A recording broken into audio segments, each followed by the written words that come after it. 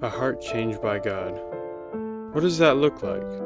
We're called to be imitators of Christ, only it's not just by our own efforts, but by letting go and letting the Holy Spirit guide us, not letting our fleshly desires guide us. Because the fruit of the flesh is idolatry, envy, drunkenness, divisions, and fits of anger.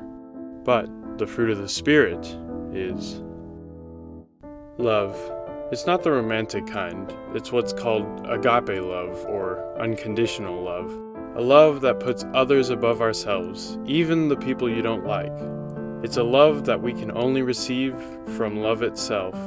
But more misunderstood is joy. And it's not the same as happiness, because while happiness is circumstantial, joy is everlasting, as it's recognizing that this life is just a sliver of what's prepared for you. And that truth gives us peace, surpassing all understanding. Sometimes this means a calmness coming from seemingly nowhere will rush upon you. Or maybe it's a feeling of reassurance over a decision you're making. But with peace, you need patience. The ability to wait, but also not have a bad attitude about it.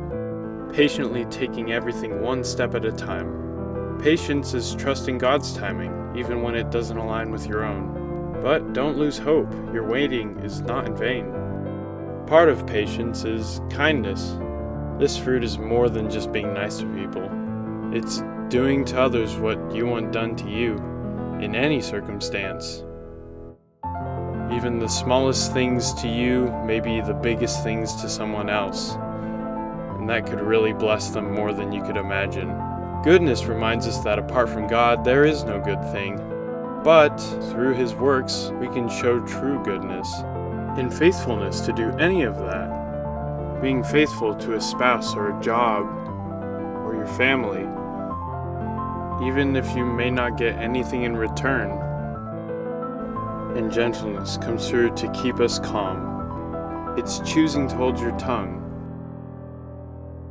choosing to walk away, or choosing to pray in times of violence, anger, and frustration. And with gentleness comes self-control. Choosing to deal with the hurt, pain, or disappointment, rather than self-gratification or temporary pleasure, which will ultimately destroy you.